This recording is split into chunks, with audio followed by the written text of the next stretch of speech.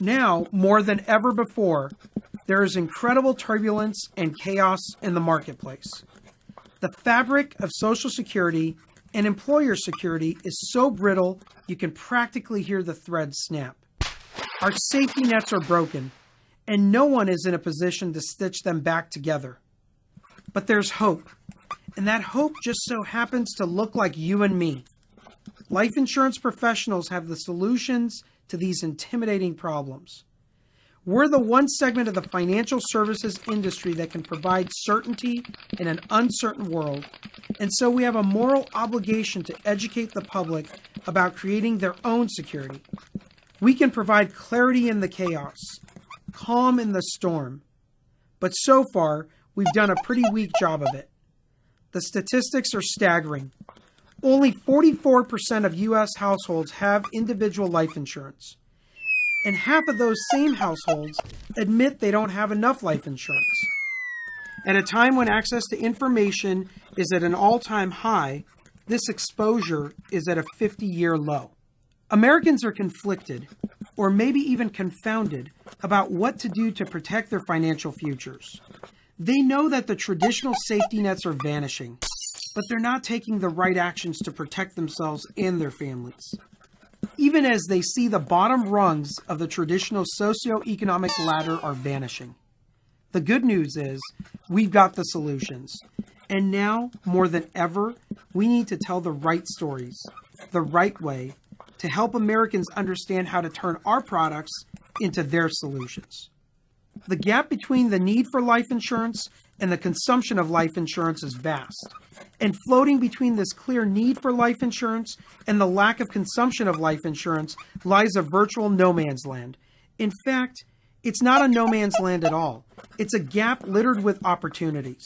Opportunities to create new stories, compelling stories, stories that inspire action. But in order to truly help Americans plan for their security, we have to understand what they're afraid of and what motivates them. If you break life insurance consumers into three groups, those with net worth of less than $1 million, those with a net worth of $1 to $25 million, and those with $25 million or more in net worth, you'll see that what keeps them up at night is different. The first group is worried about income replacement. Those with $1 to $25 million in net worth are concerned with balancing their own financial security and the financial futures of their children and grandchildren. The third group is focused on risk mitigation through tax planning and asset protection. For each of these three segments, there are three consumer trends that lend themselves to the creation of new stories: increasing taxes, the volatile economy, and changing demographics. We've got to understand the trends, and we've got to adapt our stories and our approach. The problems are obvious. The solutions lie in motivating consumers to act by offering them guarantees, flexibility, and control. In a world where so much feels so uncertain, security is actually well within reach. Our products offer unique benefits that allow our consumers to protect themselves, rely on themselves, without depending on the whims of government or an employer. It's called self-security. It's simple and it's smart. But right now, consumers don't even realize this solution exists.